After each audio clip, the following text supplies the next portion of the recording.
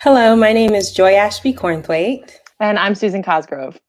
And we will be your hosts for this, the 25th episode of the live stream show, MyDiabetesHQ Live. Happy Thanksgiving weekend. Today, our guests will discuss how living with diabetes is more than simply learning about the disease process, rather how it involves applying knowledge to personal lessons learned and creating your own path. Stay tuned. Today's episode is coming up right now. You don't want to miss this.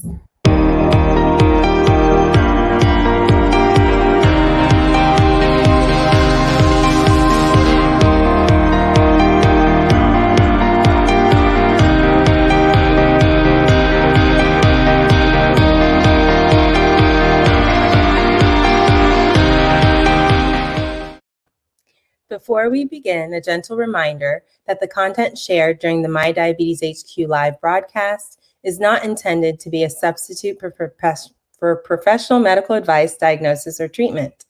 Always seek the advice of your physician or other qualified health provider for any questions you may have regarding any medical condition. This weekly broadcast is developed and produced by Cities Changing Diabetes volunteers in Houston and Philadelphia. Our two cities are the U.S. members of a global network of 36 cities working to improve diabetes prevention, care, and management around the world. You can learn more about Cities Changing Diabetes by going to citieschangingdiabetes.org. The purpose of this live stream is to help people with diabetes and their support team. And today we're talking about that lived diabetes experiences. Leave a comment, share where you are, and don't be shy. Join the conversation. So let's welcome our guest today, Ms. Marguerite Butler. She is an assistant professor at Thurgood Marshall School of Law at Texas Southern University. Good morning, Ms. Butler. Good morning. How are you? Second, we have Ms. Reva Verma, CEO of Reneka App Builders. Good morning, Reva. And we have Serena Valentine, CEO of Core Initiatives here in Houston and our Houston Diabetes Peer Support Coordinator. Good morning, everyone. So this is our treat for y'all out there today. We have 3 Cities Changing Diabetes champions, each with their own history of challenges and wins while living with diabetes. You 3 have been selected for this special 25th episode of MyDiabetesHQ Live because of your strong commitment to helping other people with diabetes through sharing your experiences, and also because of your track record as diabetes advocates. So we'd like to begin the conversation there. Your advocacy work is focused on ensuring justice and providing help to others living with diabetes from Houston and also around the globe. Please share your work with our viewers. You want to start, Reva? Sure. So with the American Diabetes Association, I've had the opportunity to be an advocate to make insulin affordable. So every year I go to Washington and advocate for transparency in the supply chain for insulin. Insulin should be given to people. It shouldn't be so expensive. When people have to make choices between whether to put food on the table for their family or take their medication, that's a real issue. So I'm very passionate about that cause, and I do get people to sign the petition to stand up to make insulin affordable. Super. Serena, do you want to add on to that? Yeah, the best way for me to put it is I am your diabetes cheerleader. I'm the coordinator of the peer support program, and I actually started with Cities Changing Diabetes and Faith in Diabetes Initiative, and everything's just kind of taken off from there. I love doing what I do. I do believe that a part of managing your diabetes is learning how to mix it as well as you can with life management. So that's my stance on it. Awesome. So we have our advocate at the federal level, we have our advocate in person at the city level. And Ms. Butler, can you tell us how your work is similar? Yes, mine is probably focused at the local level. My biggest concern, the reason I became a part of City Changes Changing Diabetes is because I was tricked into having a discussion, because at the time I didn't want anybody to know that I had diabetes, and I wouldn't talk with anybody about diabetes except with Joy Cornthwaite, and that's because she pulled it out of me. And then she asked me one day would I like to speak with some people about diabetes, and the reason I said yes was because I had struggled with it at least 20, it had to be at least 20 years at that point.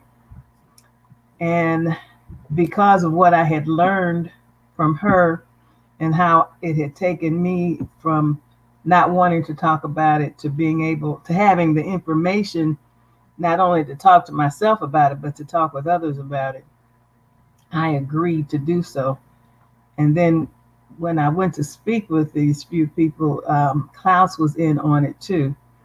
And it wasn't a few people, it was a few thousand people, and it was streamed over the internet. And so I said, well, I guess I can't hide this anymore.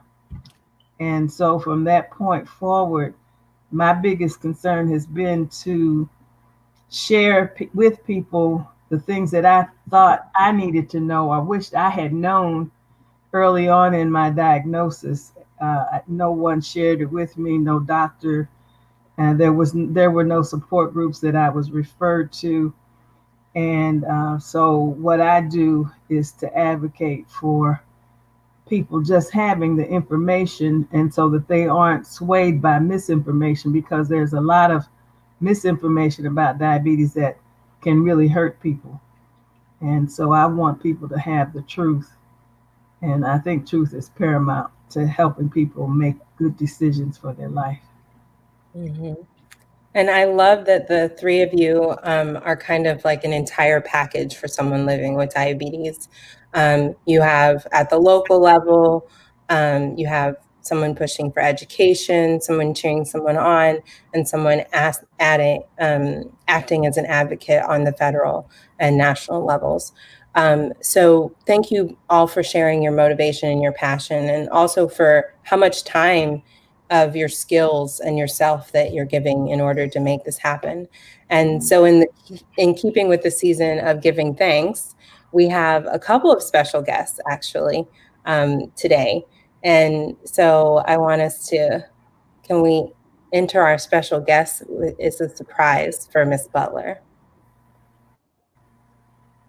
No. So Miss Butler, do you remember the person who helped you? We don't have visual on her today, but you will be able to hear her voice. But do you remember the person that spoke to you about coming in to start your journey on diabetes? Oh, who is it?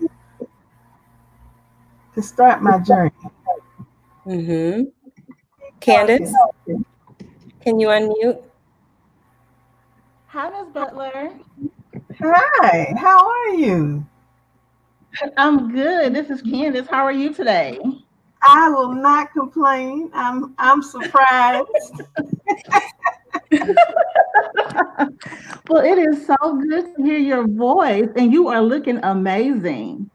Well, thank you so much. I am just excited about being excited. This is something.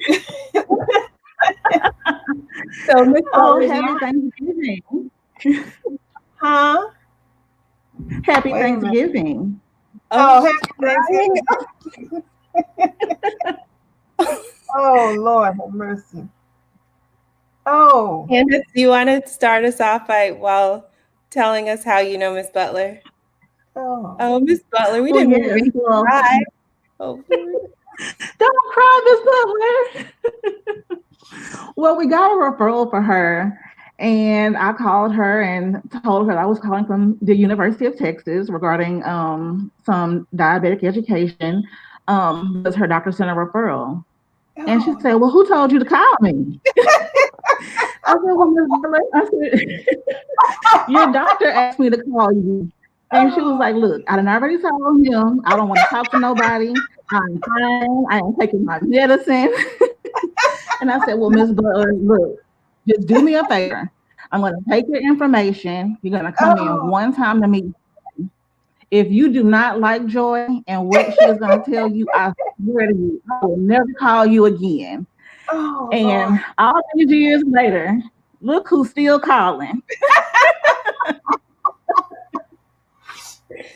Yeah, this is what you call a friend for life. And it's, oh my goodness. It seems like it was yesterday, and it's been at least, what, 5 or 6 years now? Oh, Yes, man. ma'am. You were one of her first patients. You were one of Joy's first I patients did when she not came know over. that either. But I remember walking in there and being very defensive. And she just disarmed me. And all of a sudden, I was talking to a friend. And that was not an experience I had had before with anyone. In fact, most of the dietitians I spoke with, the whole time I sat there with them, I was mad. I was seething angry. And I felt like they treated me like I was a child. And of course, I wasn't a child. I teach at the collegiate level, so I absolutely didn't want to be treated in that way. And I remember when I left Joy's office, I was thinking, oh, this is really different. And I was so excited. And I've been excited ever since. It was amazing. And that's just a testimony that it makes a difference as to who you talk to and who gives you the information and how they give it to you. And my life changed that day. It really did. I am so grateful for it. And yeah, my doctor did send my doctor sent me there, and I went reluctantly, kicking and screaming, but I had a goal in mind, and so I went anyway. I tend to do things even though I don't want to. I do them because I know I need to. Yeah. Oh man. You're so amazing, and just because we feel like, we haven't made you cry enough, we thought we would bring Klaus Madsen onto the show as well. So we have Candace on the phone, being your advocate, your cheerleader, getting you in to start taking care of yourself. Oh And yeah. we have that person that asked you to step up and talk about. Here he is now. Hey, good morning, Klaus. Good morning, everyone. Thank Good you so morning, much for being on, Ms. Butler. When we were planning the 2017 City Changing Diabetes Global Summit in Houston, we really wanted a person living with diabetes to be an integral part of the event, the 2-day event. And so, of course, we went to Joy Cornthwaite and asked her of identifying some of her favorite patients, and she identified, I think, 3 or 4. There was a HPD officer, there was somebody else, and then there was Miss Butler.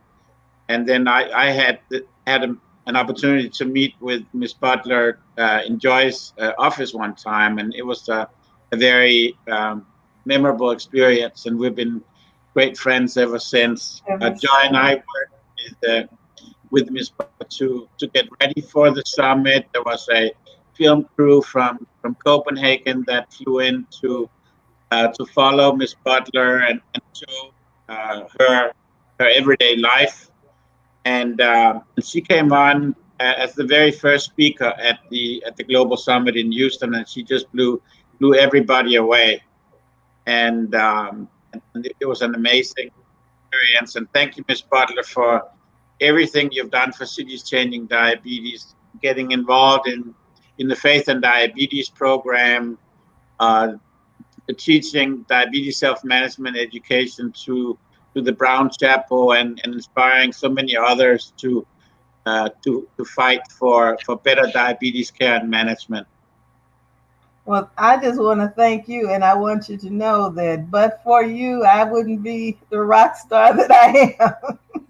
because I was hiding. And that's the thing to know. I was hiding from diabetes and I was not managing it in any way, shape, or form.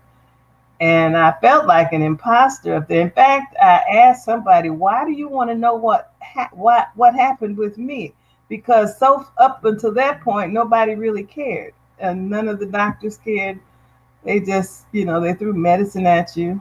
My first time that I got insulin, or I had to take insulin, the doctor asked me, "Do you like to shoot yourself?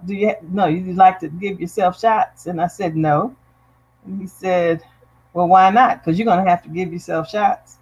And he wrote the prescription and he sent me on my way. And I haven't talked to him since that day. And it's Cities Changing Diabetes was so refreshing because people cared about what I needed to care about. And I can't tell you I cannot tell you how much you've helped me. Well, it's great to know that we empowered you a little bit as well. I know that all those sessions with Joy helped you become a lot more assertive about getting the right care from your primary care physician, right? Right, and your nudging also. I nudged a little bit. I nudged a lot of it, but you were very kind. You were very kind, and I'm glad you nudged. Yeah. And that's the kind of advocacy we need. We need people who care, because if it's just a job, and that's how I felt about all the others that I went to. It was just a job. They had a script and they said the script and then they sent you on your way. And every time I went back, it was the same script, different people, but same script. I can't do advocacy at the national level like Reva and John and others. I just do one person at a time, Miss Butler, and that was you. So thank you for that opportunity. Yeah, I appreciate it. Ms. Butler, thank you so much for sharing your amazing story with us this morning, and kind of how you got connected to everybody with Joy and with Klaus. And, Joy, you started by asking our guests about, how they are diabetes advocates, but clearly you and Klaus are also amazing diabetes advocates. So I want to ask both of you, kind of how you would describe your role and your experience advocating for people living with diabetes and the work that you do. And Klaus, do you want to start? You're our connector. You bring everyone together. How do you do that? Sure. Thank you, Susan.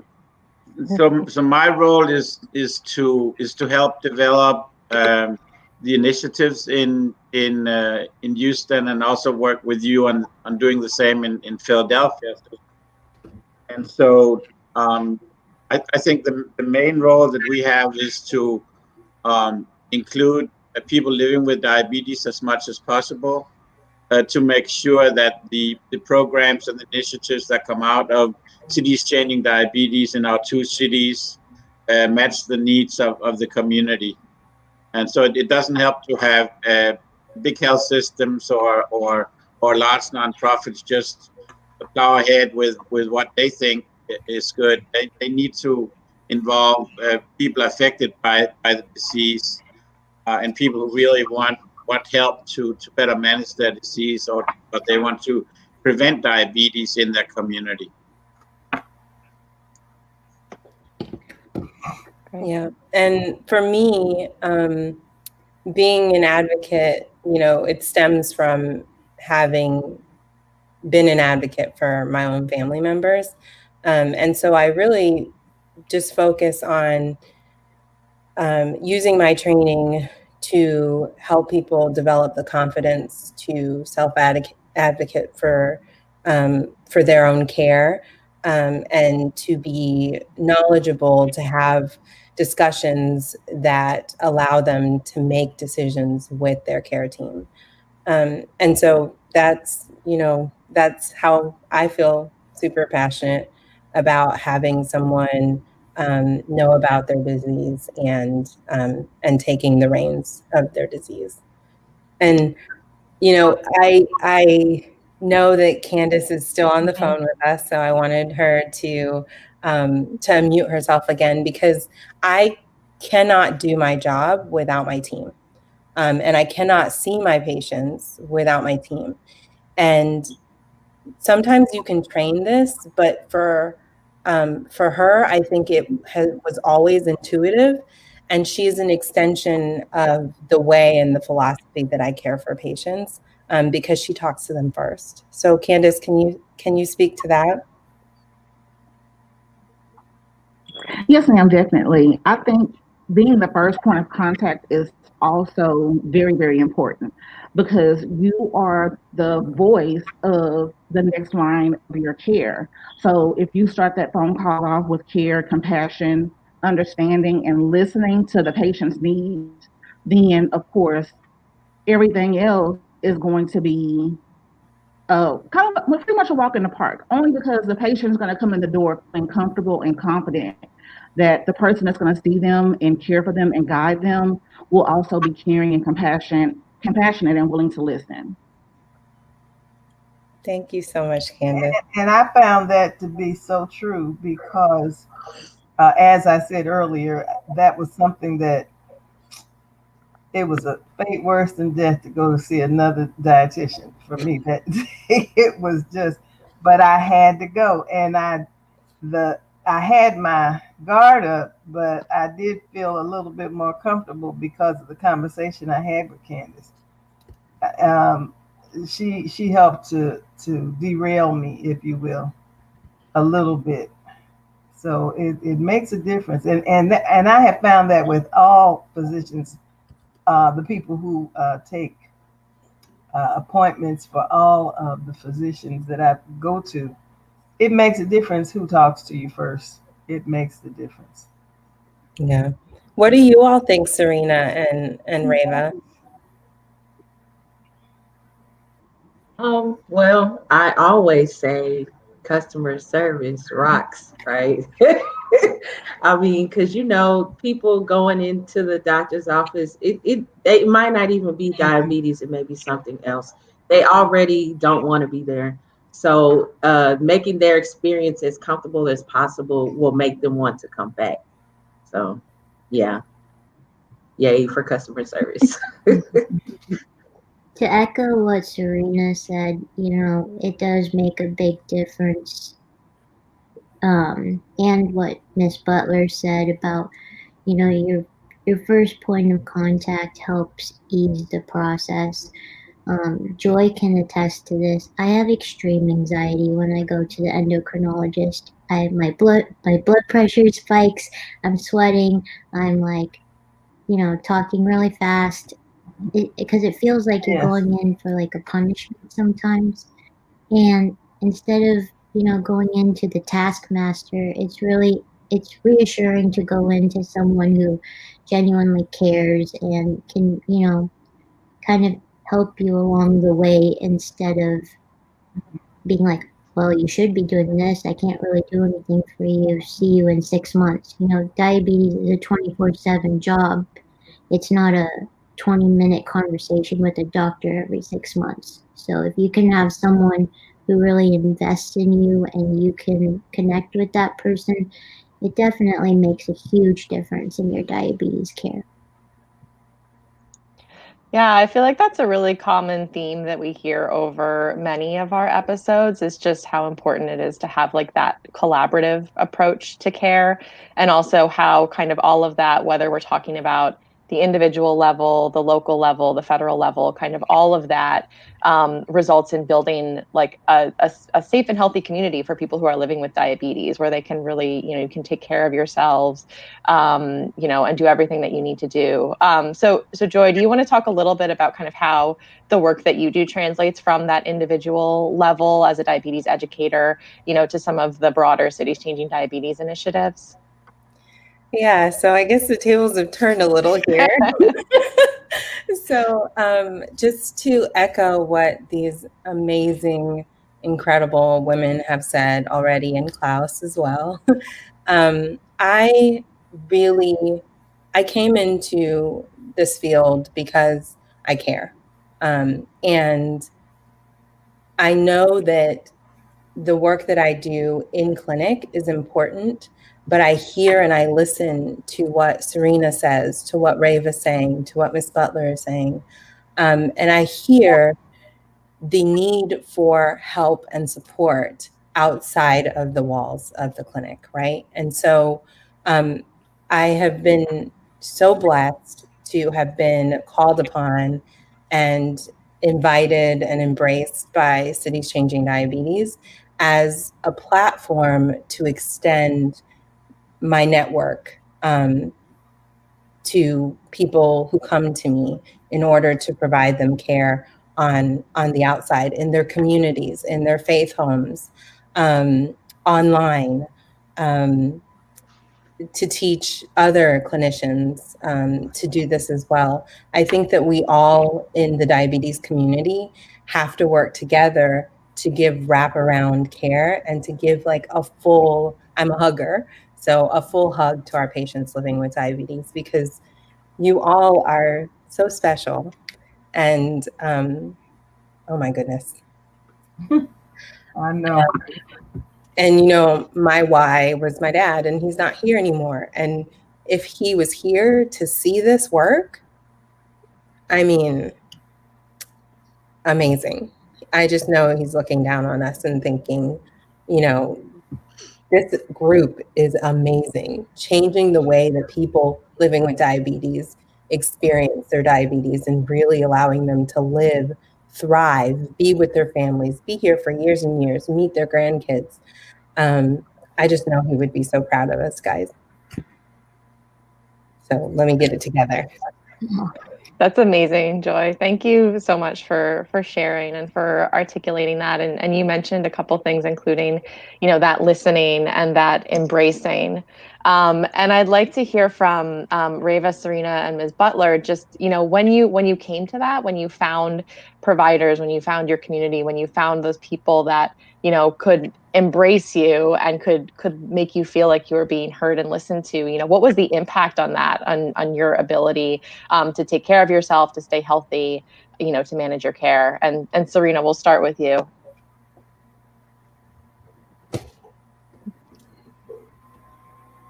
Okay, sorry, y'all.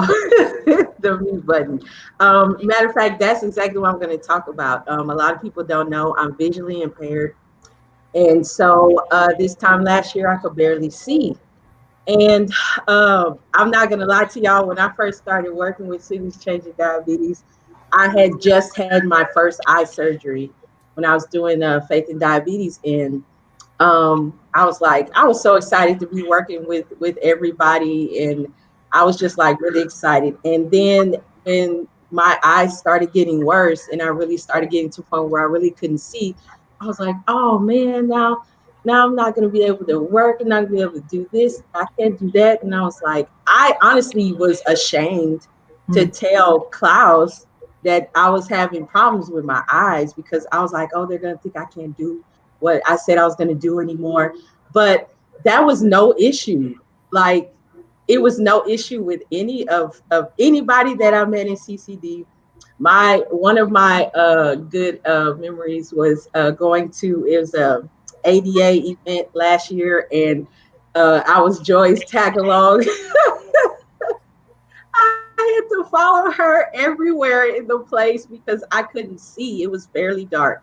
And it's just a testimony to how people care, and they're not going to cast you aside just because you're having some issues. And I felt really like this is a family for me.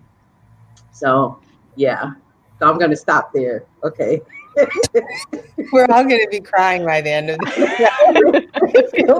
this. This episode is sponsored by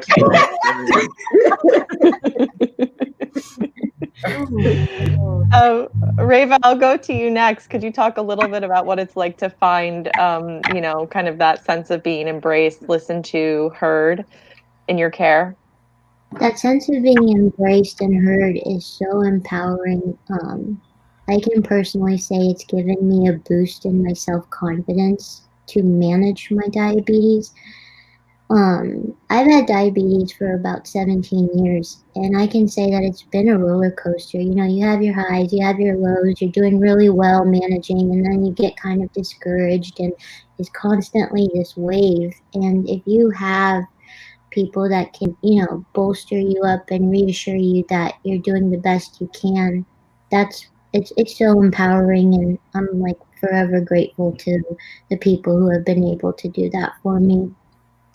I also think that, you know, to just have that sort of network and hear other people's struggles as well as, you know, their successes is great to be voiced and supported, because we can align ourselves with people who are going through the same things we're going through. That's great. Thanks, Reva. Mhm. And Ms. Butler, do you want to say a little bit more about what that experience for you was like? You know, you shared a little bit about kind of feeling frustrated at your providers, but when you finally found someone who would listen to you, you know, how did that impact your ability to take care of yourself? Well, the first thing is that I didn't know that I needed somebody to listen to me, because all along there was never a situation where I'd had anybody to listen to me. And more importantly, I didn't realize diabetes. I knew you could lose limbs because of diabetes, but I really didn't understand how, when I got a diagnosis of diabetes, how that impacted me. And so I continued to move along in my life the way I had always moved along in my life, and that is doing what I wanted to do. And of course, you can only do that so long. But one of the things I did do was I would take my medicine. I always took the medicine. But other than that, I did what I wanted to do. And when I met Joy, it was just for purposes of having someone to help me with my diet. I didn't know that that was really important for diabetes. When I went there, of course, when I left, I knew that it was important because she explained it in a way that, you know, a fifth grader could understand it. And I said, oh, I wish I had known this 20 years ago. And every time I went back, oh, I wish I had known this 20 years ago. But the first time that I went back, she asked me to get on the scale. Well, I never like to get on the scale at all, ever, for anybody, and especially for somebody else to know what the weight is. And we talked at least an hour before I would agree to get on the scale. And when I got on the scale, I had lost 7 pounds. And if you think I'm crying now, I was in tears then because I had never lost any weight as a result of, since I had had the diabetes, I'd always gained, I'd never lost any. And I said, well, we might have something here. Not only did I lost weight, but I had followed somebody's plan that before that time, I would never follow the plan. And so I think it's so critical that you have the trust of the person who's guiding you. And when I left Joy, I said, well, maybe I can at least try. Before, when I left a dietitian's office, I hate to say this, but I'd leave the dietitian's office and go do exactly the opposite of what they had said I should do. So, and I remember our conversation every time I sit down to eat now. It's etched in my mind whenever I'm talking to anybody about how you should eat, because diabetes is very much a disease that is highly impacted by what you eat and how much you eat. And every time I talk to anybody about it, I remember Joy's, the discussion that I had with Joy the first time I met her. and it makes the difference for them. I had a session with my church members. Oh, I guess the 15th of November it was. And one of the ladies told me, Marguerite, I learned so much when you gave your talk, and I'm so glad that I came to the talk. And it was all joy. I was just channeling her and Cities Changing Diabetes, what we learned in the faith initiative. And I'm just grateful that there are people who do care about individuals, not just about people who have diabetes, but they care about individuals and how each individual is able to get through this process whole. And that is how, and that is why will always be an advocate for Cities Changing Diabetes, the model that they have to help people to get through this and to live a life, a whole life, not having to apologize for having this chronic disease. That's incredible, Miss Butler. It's really great, and I know that we all here on the panel are feeling the same thing. It's great to hear that, you know, that I've influenced your confidence so much so that you know that you are now the same person for the individuals at Brown Chapel. And I know that I learn a lot from, you know, from my patients day in and day out.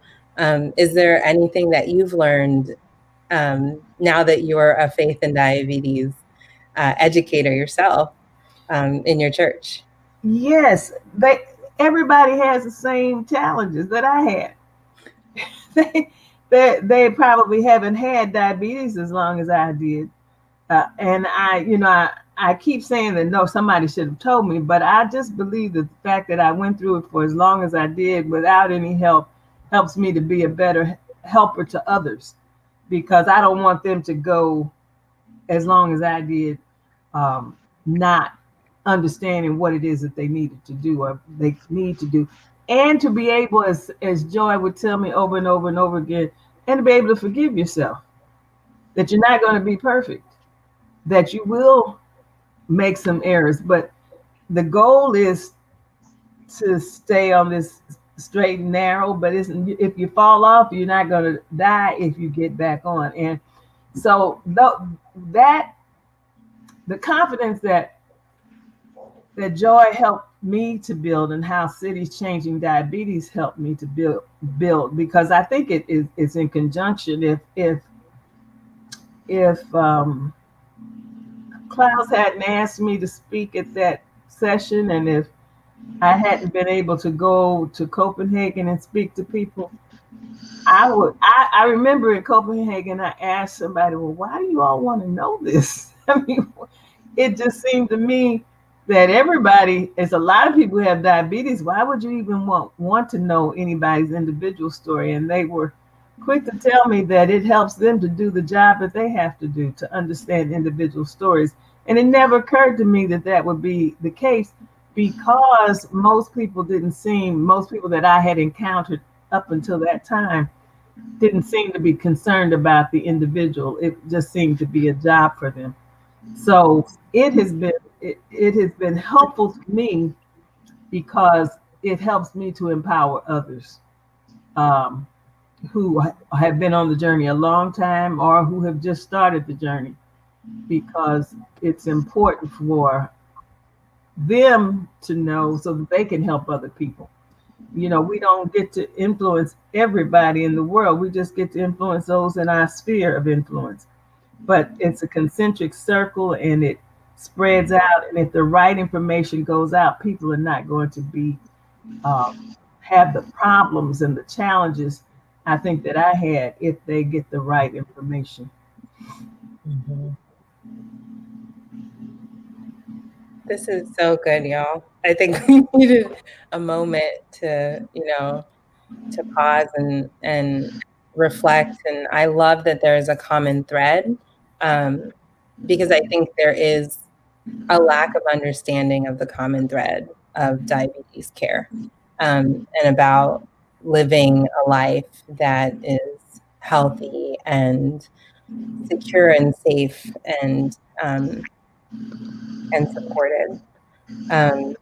Serena, you work a lot with the community and as a group in a group setting. So I don't often do group settings anymore, but I oftentimes do individuals now.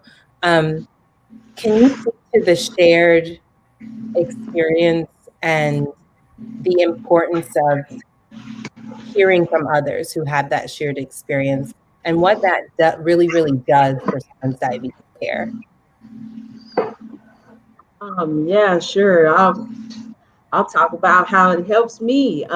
There's a lot of things, even though, in peer support, people will look at me as, okay, we're here to listen, to hear what you have to say, because you probably know more than I do. But a lot of times that's not the case. I know about my story, but I don't know about everybody's story. I don't know the different variations in diabetes care that people have to endure, and me learning that from other people, it helps me to realize, well, okay, all this time you were like, silly girl, you should have never thought you were by yourself, and it helps me to, even when people share with me their stories and share with me the different things that they go through, I can sit there and be like, wow, like you really went through that. You're like, I'm looking at the participants like, y'all are like y'all are like rock stars. And and when I tell them that, they say, oh no, you're the one teaching us. And I'm like, no,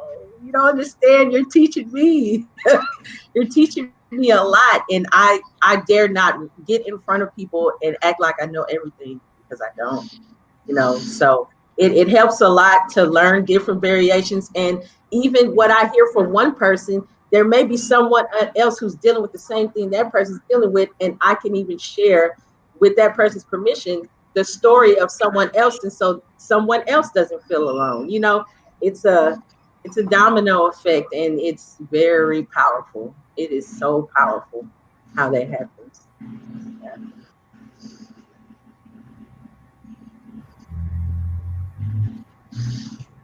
I think you're on mute, Joy. I want to grow on that, on this vein, because I think that there's something, this made me think of something I read in a book about the universal truth. And there is a universal truth that we're talking about today, of shared, the shared life experience of living with diabetes. And I know that one of the communities that's really great about this is people living with type 1 diabetes. And I want to talk to maybe Reva, if you can speak to it, about, being diagnosed very early and then growing into a community of support that shelters, like especially children and their families.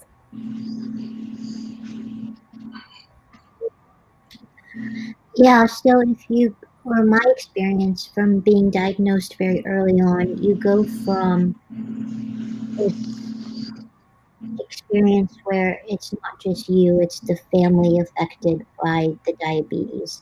And so everyone in that unit has to make accommodations and learn along with you and figure out what works best and what doesn't. And then, talking about those shared experiences with other fellow diabetics is really empowering, because you learn different tips and tricks. Like, for example, say you're super into athletics growing up, there are different types of tape that help keep your sights on and keep your Dexcoms on and that sort of stuff. And then as you move into that college era, you're kind of on your own. And I always refer to this as kind of like the black hole of diabetes care. You go from a very almost coddled experience of having people at your beck and call, almost monitoring you all the time, to being by yourself, and you have all this freedom to figure things out on your own with different environments. And then you figure that out, you kind of talk about it with some people, but you're also, not so sure of yourself. And then you move into adulthood. And in adulthood, I think those connections are extremely valuable because you kind of make up for that lost time in the middle, if that makes sense.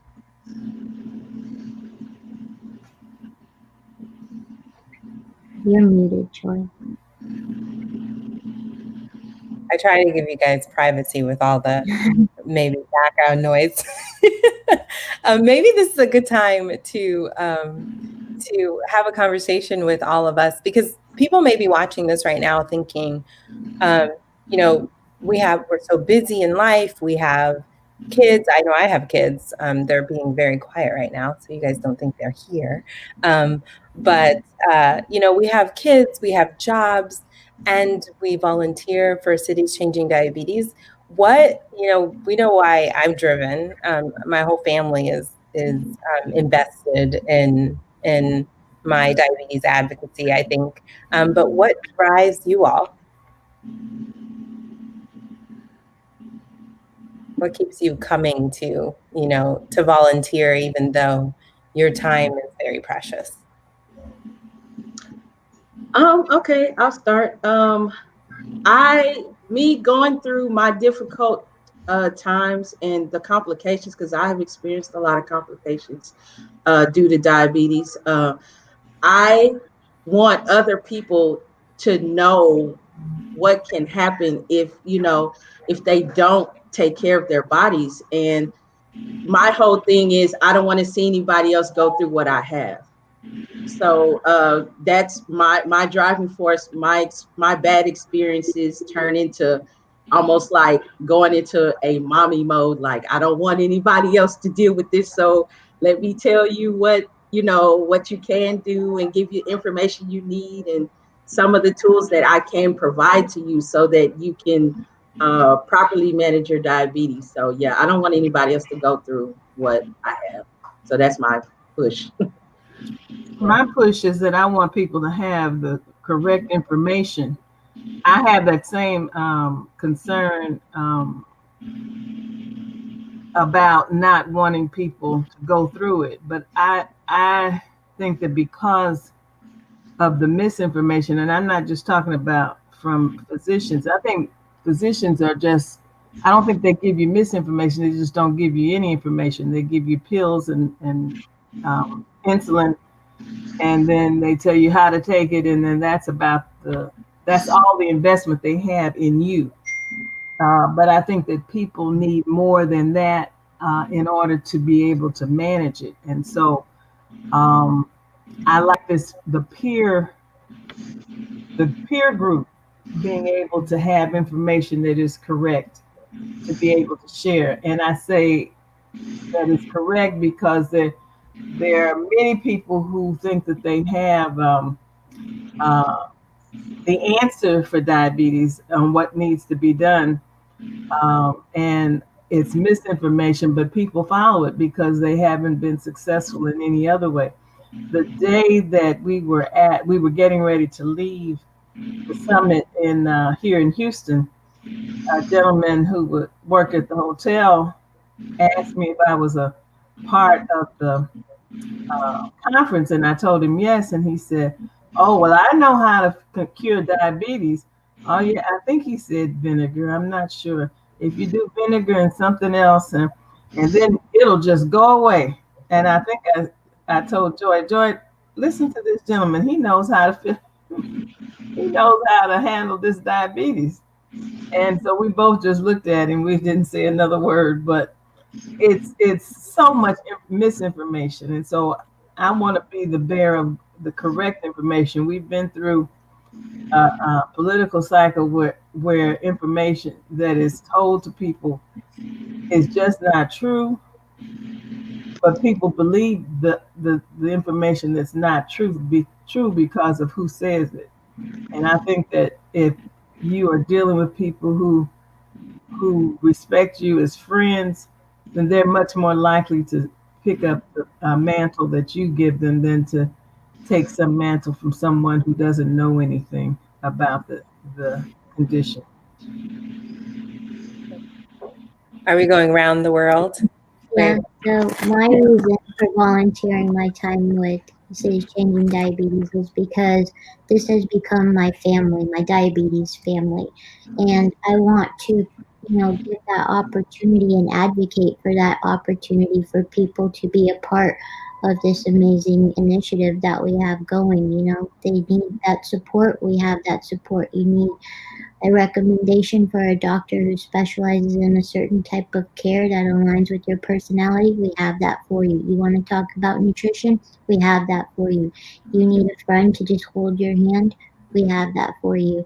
It's so important to advocate for Cities Changing Diabetes and make that a known availability to the diabetic community.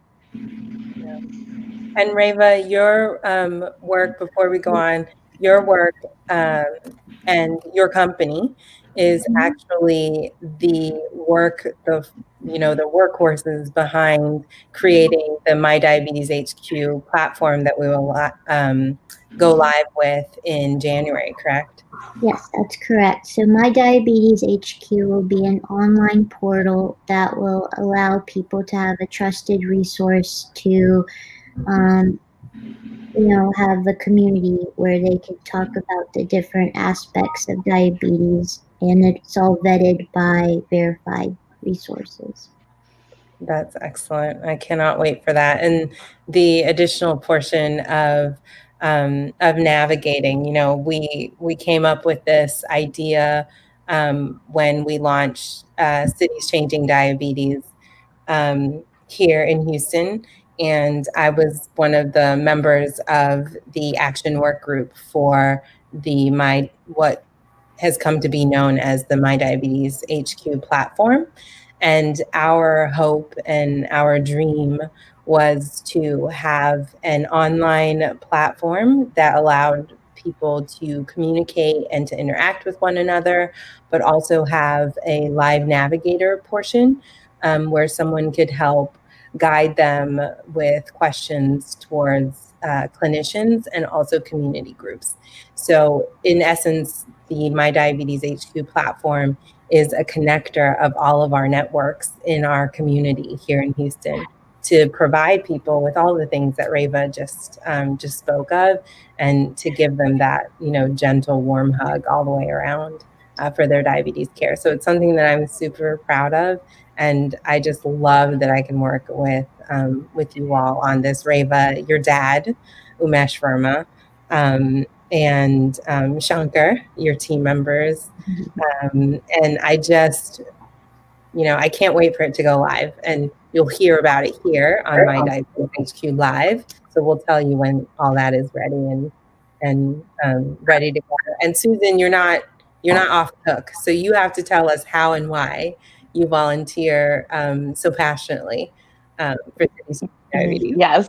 And first, I just want to say that's extremely exciting about MyDiabetesHQ and launching that platform. And I know that everybody in Philadelphia cannot wait to learn and to hear about how it goes, and to hopefully, launch our own platform someday, kind of based on the foundation of great work that all of you have done in Houston. So for me, in terms of this work, I come back to something that we talked about on my very first episode about health literacy, where we talked about health literacy is not something that you do at people. And I think about that in the work that I do a lot. So I tend to work, my organization, the Healthcare Improvement Foundation, we tend to work more with organizations than with individuals. And I never want to lose that individual perspective. As we've heard today, diabetes and living with diabetes is personal and it's emotional. And I never want the work that, I'm doing to feel like I'm doing this work at people, or at patients, or that we're kind of, get stuck in more of the systems level stuff without acknowledging that this is something that's very personal, and that the most effective ways to reach people are to build connection and to make it personal. And that's really what drives me. And Joy, you talked also about kind of like being busy and being a mother. I'm a mother. I have a young son. He's 2.5. And I am just driven to set a really great example for him too, in terms of how he interacts with the world and how he recognizes his own role in advocating for others and in connecting with others. So he's too young to understand that, but I'm hoping that, starting now, we'll put him on that path. Oh, they listen, Susan. They listen so well. Mine have been hearing this message. They come to free sessions with me in the community, and they cheer it on. And they've even asked questions from the audience, like, "What's a protein, Mama?" I'm like, "Wait a second, are you just here to explain a protein?" Yeah, she should explain a protein. Yeah, she definitely should. I'm like, what? So they hear you. It doesn't matter how old they are. They definitely hear you.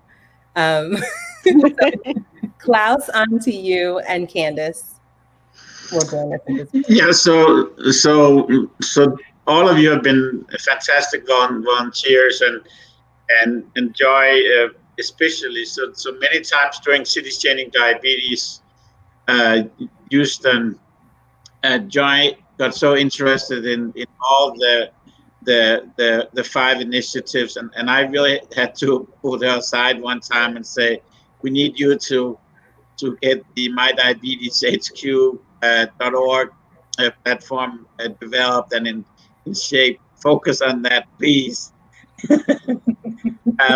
But it's been great to see how you've all handled the volunteer time on top of everything. You energize Susan and I as we are working on cities changing diabetes in our professional lives. It's such a joy for us to participate in our Tuesday planning calls for this broadcast, and then spend our Saturday with all of you. And a big shout out to Reva Verma, the current chair of the American Diabetes Association, who really came up with that idea at the beginning of COVID-19, and then now 25 episodes later, we turned that dream and that vision into reality. Thank you, Umesh.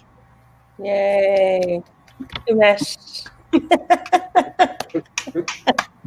And Candace, did you want to say some words? Because Candace she's been with me, like sort of making sure that I have time at work ahead of time and all of these kinds of things too. So I want to give her a chance to chime in. Well, yes, I just want to start off by Joy. First of all, it's just been amazing watching how much you've grown and grown program, not just the CCD, but even at the university with the OBGYN program. I can honestly say if I had someone like you that I had known 30 years ago, I think my grandmother probably would have lived a very, very much longer life, because people like you educated and were able to platform to let them understand your PCP is not your only option. If you have an issue, see a specialist. We have specialists for everything for particular reasons. So people like you are just so amazing. And then Ms. Butler, just watching how you have opened up, you stopped resisting, you stopped fighting. Your fight now is in another direction with helping other people. So I just want to thank you all for everything that you do. And just today alone, you really inspired me on trying to figure out, okay, how can I volunteer my time to help others to continue pushing this fight? Because in 2020, we should still not be losing people to diabetes. Yeah. So I just want to thank you all for everything that you all are doing. You're welcome, Candace. I just want to chime in on what she just said about in 2020, we should not be losing people to diabetes. And I just had a dear friend who passed 2 days ago from complications with diabetes. And I know that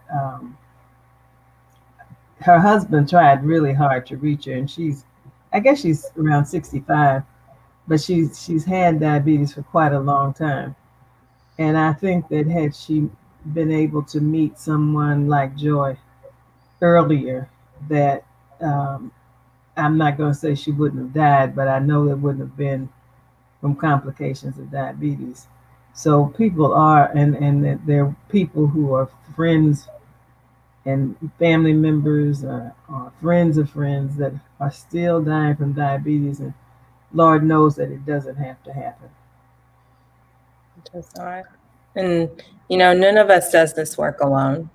So I am very blessed that I can energize others, because I think sometimes, you know, depending on where you work, how you work, what your schedule is like, you can kind of fall into the rut of, am I making a difference? Well, I think we also need to cheer each other on and say, you are making a difference. You know, every little thing that you do does, you know, does make a difference for someone.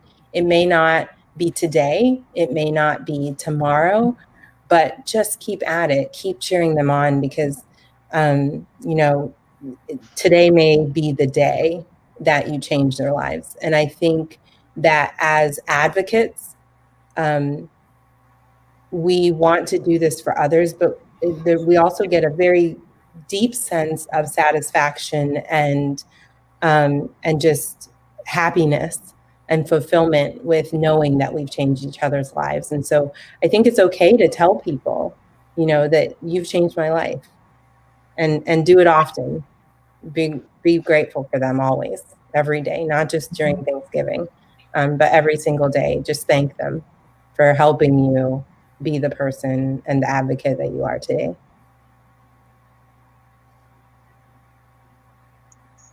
Yeah, Joy, I think that gratitude is so important, and important year round, you know, not just on one day of the year or 1 week of the year. And I know, you know, I'm so grateful for all of you. I'm so grateful for the whole MyDiabetesHQ team. Grateful to all of our great guests today and every week of, you know, the 25 weeks that we've been doing this. And grateful to be able to do this really meaningful work with all of you and play a role in it. And grateful to all of our viewers as well for sticking with us. So again, I just want to say thank you so much, Ms. Butler, Reva, Serena, Candace, Klaus, special guests, everyone on the broadcast today, for joining us and making this a really great and special, you know, 25th episode of the show. I can't believe that, and obviously I've only been part of it for the last several weeks, but 25 weeks is a big milestone, guys. I think we should give ourselves a little round of applause. So thank you. It's great to be part of this conversation. And to our viewers, we do have a quick survey on YouTube and Facebook. We would like to get your feedback on the program, as well as recommendations for future episodes. And you can make MyDiabetesHQ Live better by filling out the survey.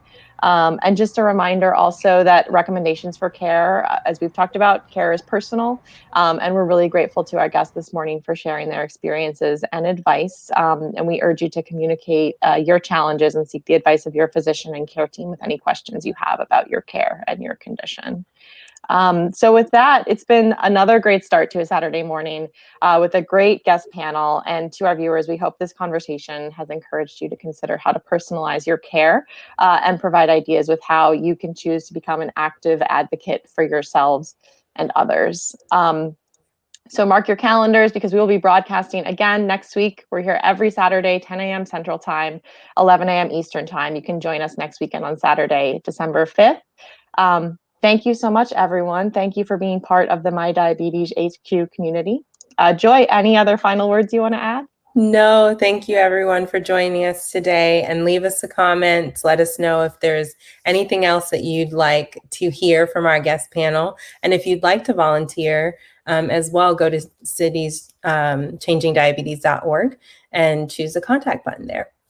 Have a Thanks, great everyone. Bye. See you next week.